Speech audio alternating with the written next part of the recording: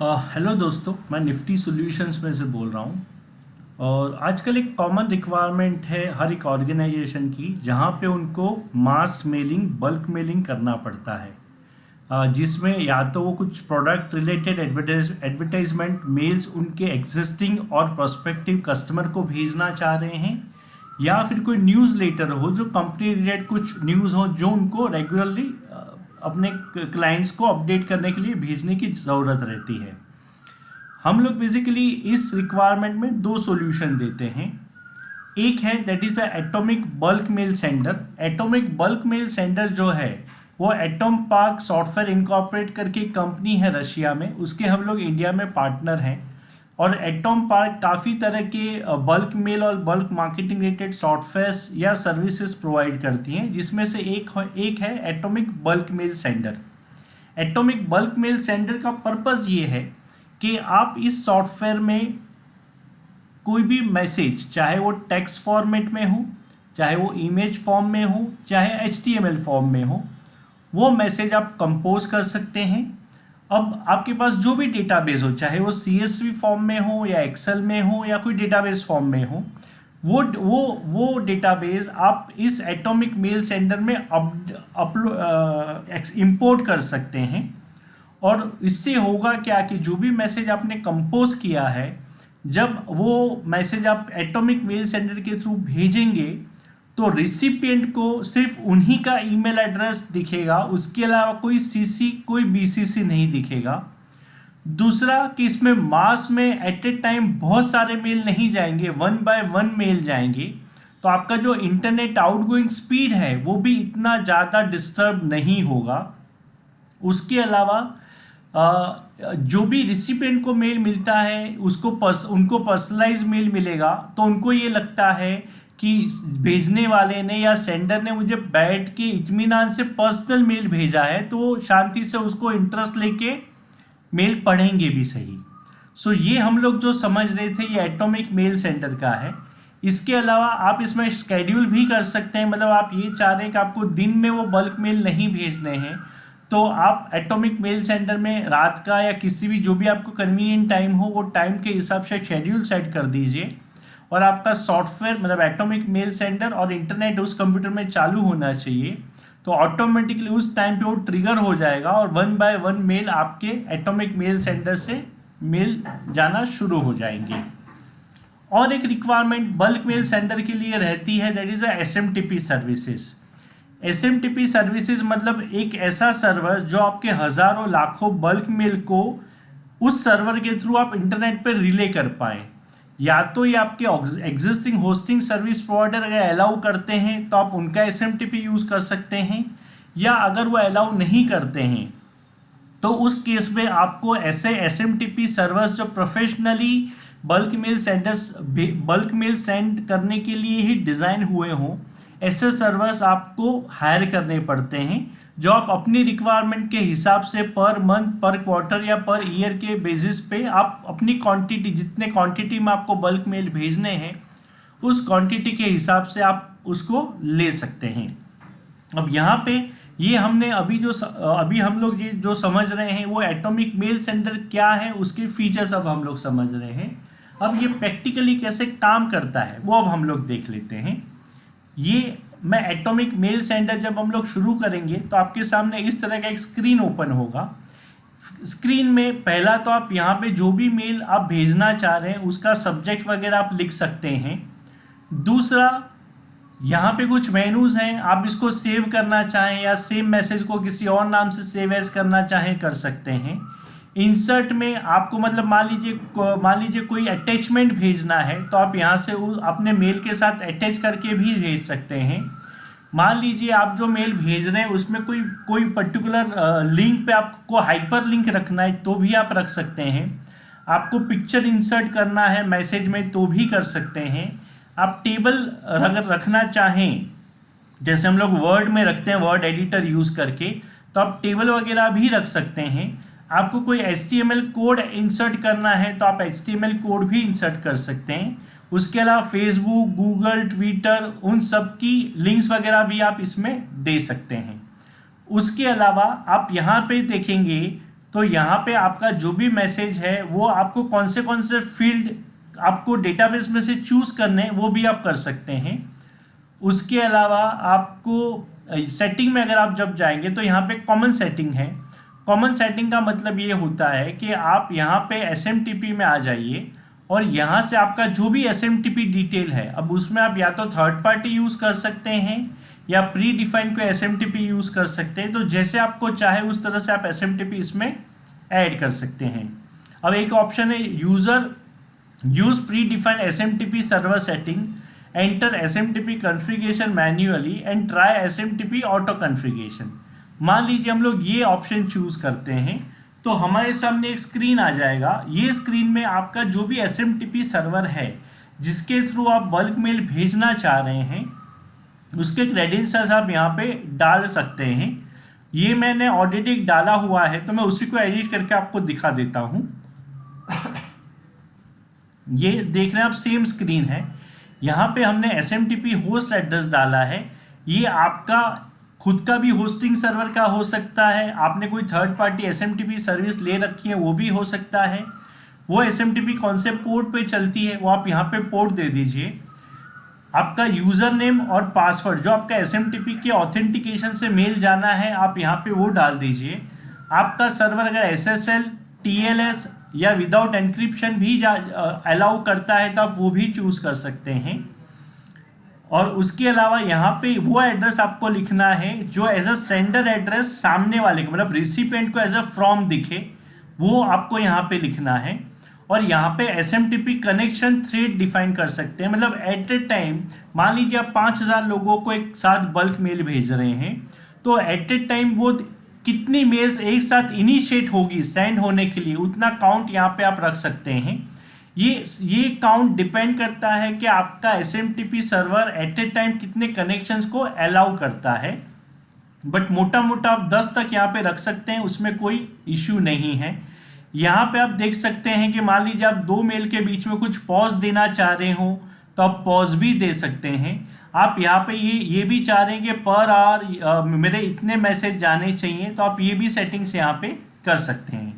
तो ये जो पूरा सेक्शन है ये SMTP सेटिंग का सेक्शन है, ठीक है। सो ये प्राइमरी सेटिंग होता है जो आप थ्रेड यहाँ पे भी देख पा रहे हैं। और यहाँ पे आप मल्टी थ्रेड टिक करेंगे तो यहाँ पे ऑटोमेटिक ये जितने भी थ्रेड आपने रखे हुए हैं वो एक्टिवेट हो जाएंगे। अब मान लीजिए कि हमारा एक तरह का ब्लैंक मेल है जिसको हम कंपोज कर रहे हैं। तो यहाँ से हम मान लीजिए एक टेस्ट मेल लिखते हैं, टेस्ट ईमेल ऑन जून, ये हमने लिख दिया। यहाँ से यहाँ पे हमने हमारा मैसेज जो है, यहाँ से हम हमारा मैसेज इस तरह से लिख सकते हैं।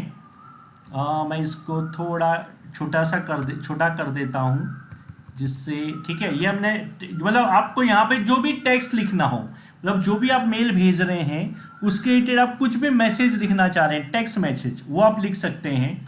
आपको लगता है कि नहीं आपको कोई इमेज को इंसर्ट करना है तो यहाँ से आप इंसर्ट में जाइए, पिक्चर में जाइए। पिक्चर में आप जाएंगे तो यहाँ जहाँ पे भी आपके पिक्चर्स रखे हुए हैं वहाँ से आप कोई भी पिक्चर चूज़ कर सकते हैं। मान लीजिए अगर मेरे पीसी में मैं मान लीजिए डी ड्राइव में जाता हूँ, मैं एक फ़ोल्डर में चला जाता हूँ जहाँ पे शायद मेरे पास कुछ इमेजेस वगैरह हो। तो एक सेकंड, मेरे पास यहाँ पे पिक्चर्स नहीं है, मैं कोई ढूंढ लेता हूँ जिसमें मेरे पास पिक्चर्स अवेलेबल हों।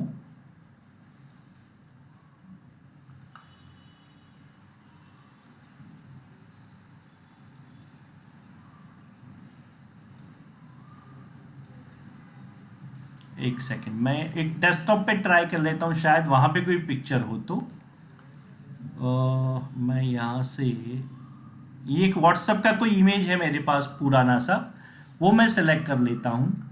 ये मैंने सेलेक्ट कर लिया और यहाँ पे मैंने ओके कर दिया। तो ये इमेज जो है, ये इमेज मुझे मेरे मैसेज के साथ भेजना है। तो ये मैंने इमेज इंसर्ट कर लिया, मेरा टेक्स्ट इंसर्ट कर दिया। मान लीजिए मुझे कोई HTML कोड है तो सीधा ही मैं HTML कोड यहाँ पे कॉपी पेस्ट करूँगा तो भी मेरा मैसेज कंपोज हो जाएगा। तो यहाँ पे वो सारे ऑप्शन दिए हुए और ये प्रीव्यू का एक ऑप्शन है कि ये वो दिखाता है कि जब रिसिपिएंट को मेल मिलेगा तो मेल आपका कैसे दिखने वाला है। सो हम लोग वापस ईमेल मैसेज टैब में आ जाते हैं। हमने यहाँ पे सब्जेक्ट लिख लिया। यहाँ पे अगर जो आप देख रहे हैं, आपको मान लीजिए कोई फॉन्ट वगैरह चेंज करना है, मान लीजिए फॉन्ट है, सो ये फॉन्ट को मुझे कुछ चेंज करना है तो मैं यहाँ से फॉन्ट चेंज कर सकता हूँ, उसका साइज छोटा बड़ा कर सकता हूँ, उसको मैं बोल्ड कर सकता हूँ, उसका मैं कलर चेंज कर सकता हूँ। सो ये एक तरह का वर्ड एडिटर है। चाहे आपको यहाँ से कलर करना है, टेबल इंसर्ट करना है, आप यहाँ से सब कुछ कर सकते हैं जो एक नॉर्मल वर्ड एडिटर में करते हैं। ये एक बार करने के बाद अब हम लोग ये देखते हैं कि हमारा डेटाबेस हम उसको कैसे इंपोर्ट कर पाएंगे। तो उस केस में यहाँ पे हम लोग रिसिपिएंट टैब में जाएंगे। रिसिपिएंट टैब में जब हम लोग जाएंगे तो हमारे पास दो ऑप्शन है। यहाँ तो हम लोग ऐड करके अपना ईमेल एड्रेस यहाँ पे ऐड कर सकते हैं, या हमारे पास ऑलरेडी एक्सेल फॉर्म में या किसी फॉर्म में डेटाबेस अवेलेबल है तो यहाँ से हम लोग फ्रॉम फाइल और डेटाबेस चूज कर सकते हैं और यहाँ से भी वो चीज़ कर सकते हैं। तो यहाँ से हम लोग क्लिक कर लेते हैं। तो मान लीजिए मेरे पास, मैंने डेस्कटॉप पे एक डेटाबेस छोटा सा रखा हुआ है टेस्ट करके, वो टेस्ट ईमेल करके एक एक्सेल की फाइल है जो मैंने चूज कर ली। ये मेरा डेटाबेस इंपोर्ट हो रहा है। हम 2 मिनट वेट कर लेते हैं जब तक ये डेटा ना आ जाए। इसमें आप देखेंगे पहला जो कॉलम है उसमें ईमेल एड्रेस है और दूसरे कॉलम में नेम रखा हुआ है। ये 2 फील्ड हैं जो मुझे भेजने हैं। तो मैं एक चीज़ हमेशा याद रखिएगा, आपका जो पहला जो कॉलम फील्ड है वो उसमें हमेशा ईमेल एड्रेस ही होना चाहिए। उसके बाद आपका टाइटल हो सकता है, फर्स्ट नेम हो सकता है, लास्ट नेम हो सकता है, जो भी आप फील्ड भेजना चाहें अपने मेल में वो चला जाएगा। सो मान लीजिए मेरे पास फिलहाल ये डेटाबेस है, मैंने जो इंपोर्ट कर लिया है, अभी मैं इसको क्लोज कर देता हूँ। इसमें अगर आप देखेंगे तो एक मेरा याहू का ईमेल एड्रेस है और दूसरा मेरा कैरियर का ईमेल एड्रेस है, और दोनों में मैंने मानव तलाटी लिखा हुआ है एज अ फर्स्ट नेम। मैंने इसको क्लोज कर दिया। अब मैं यहाँ पे डियर लिख दूंगा, और डियर लिखने के बाद जब मैं इंसर्ट करूंगा तो मैं इंसर्ट में जाके मेरा, आपने अगर ध्यान दिया होगा तो पहला मेरा एक्सेल का जो डेटाबेस मैंने इंपोर्ट किया है उसमें पहला कॉलम है ईमेल एड्रेस और दूसरा कॉलम है नेम। तो मैं यहाँ से नेम चूज कर लूंगा। मतलब क्या होगा कि जब भी मेरे 2 ईमेल एड्रेस जो 2 अलग अलग रिसिपिएंट हैं उनको जब मिलेगा तो उनके सामने, मतलब ईमेल एड्रेस के सामने जो दूसरा कॉलम जिसमें नेम था वही नेम उनको डियर करके दिखेगा। ये मैसेज जो मेरा कंपोज हो गया है, मैं रेडी करने के लिए, मैं सेंड करने के लिए तैयार हूँ। ये पहले मैं सेव कर लेता हूँ। सो मैं यहाँ पे मान लीजिए कि 1 2 3 करके मैसेज मैंने सेव कर लिया। ये मेरा मैसेज भी सेव हो गया। आप यहाँ पे देख पा रहे हैं 1 2 3 नाम का ये एटॉमिक मेल सेंडर के एक्सटेंशन में वो सेव हो गया मेरा मैसेज। अब मैं जब यहाँ पे क्लिक करूँगा तो मुझे सेंड करने के लिए पूछेगा, तो मैं यहाँ से सेंड करता हूँ। जब मैं यहाँ पे सेंड करूँगा तो उसके पहले ये मेरा फ्रॉम एड्रेस था, मान लीजिए फ्रॉम एड्रेस मुझे चेंज करना है, तो मैं यहाँ पे आया, मतलब सेटिंग में आया, कॉमन सेटिंग में गया, SMTP में गया, मैंने मेरा SMTP एडिट किया, और ये दो देखिए आप यहाँ पे देख रहे हैं तो news@niftytech.co.in करके एक है, और इसके अलावा एक मैसेज में भी एक रिसिपिएंट होता है। सो यहाँ से हम लोग रिसिपिएंट लिस्ट में जाएंगे।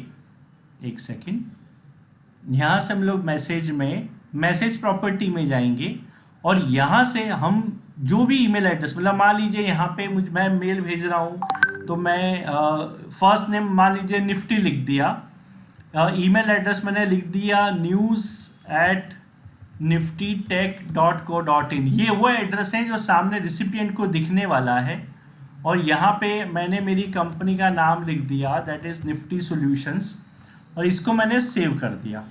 ये मेरा मैसेज वापस मैंने सेव कर दिया। अब मैं रिसिपिएंट में नहीं जाऊँगा, मैंने रिसिपिएंट ऑलरेडी इंपोर्ट किए हुए हैं, अब मुझे सेंड करना है। तो यहाँ पे आप देखेंगे तो news@niftytech.co.in ये फ्रॉम एड्रेस है, ये मेरा सब्जेक्ट है जो हमने सब्जेक्ट डाला था, मैंने कोई अटैचमेंट नहीं किया है। मैं यहाँ पे कोई भी एक्सटेंशन का अटैच करके भी फाइल अगर भेजना चाहूँ तो वो भी भेज सकता हूँ। और मैंने कैंपेन ट्रैकिंग अभी डिसेबल रखा है, इसमें एटॉमिक की एक कैंपेन ट्रैकिंग करके भी सर्विसेज है जिसका पर्पस ये है कि आपने जितने भी लोगों को मेल भेजा उनमें से कितने लोगों ने मेल पढ़ा, कितने लोगों ने कौन से लिंक पे क्लिक किया, उसका एक डिटेल ग्राफिकल रिपोर्ट अगर आपको चाहिए तो आपको वो सर्विस हायर करनी पड़ती है। सो ये मेरा कंपोज मैसेज कंपोज है, मेरे 2 रिसिपिएंट मुझे दिखा रहे हैं। यहाँ पे भी अगर काउंट में आप देखेंगे तो 2 रिसिपिएंट हम लोग देख पा रहे हैं।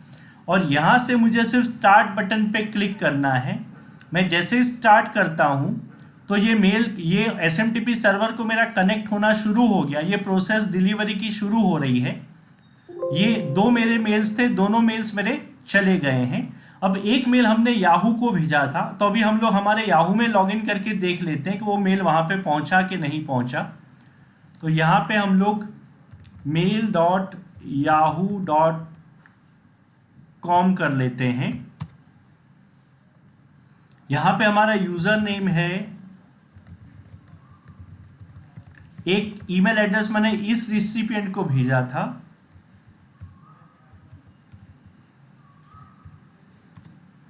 इसमें लॉगिन कर लेते हैं।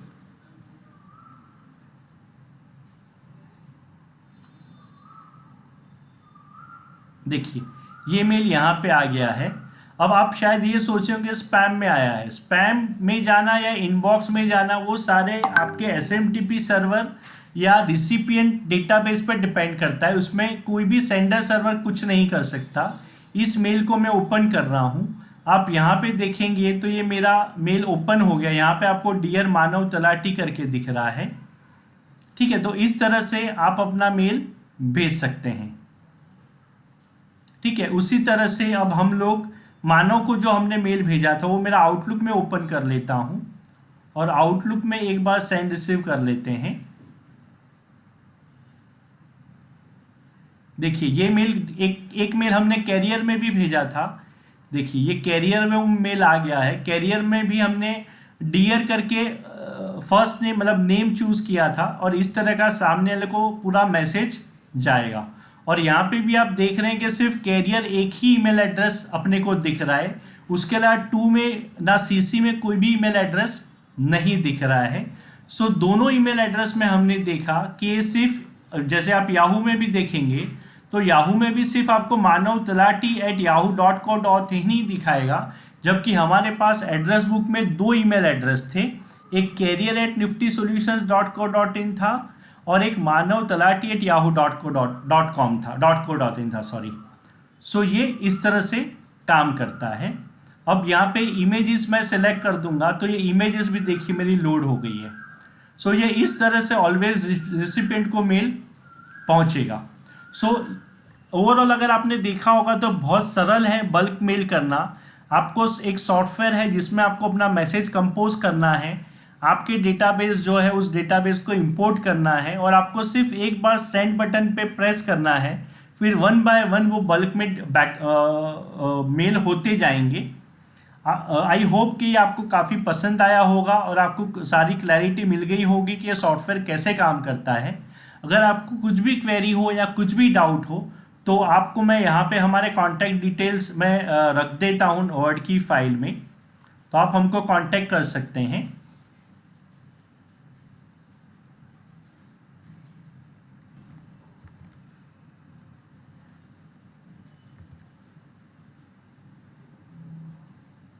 सो ये हमारे कॉन्टैक्ट डिटेल्स हैं जो आप नोट कर लीजिए।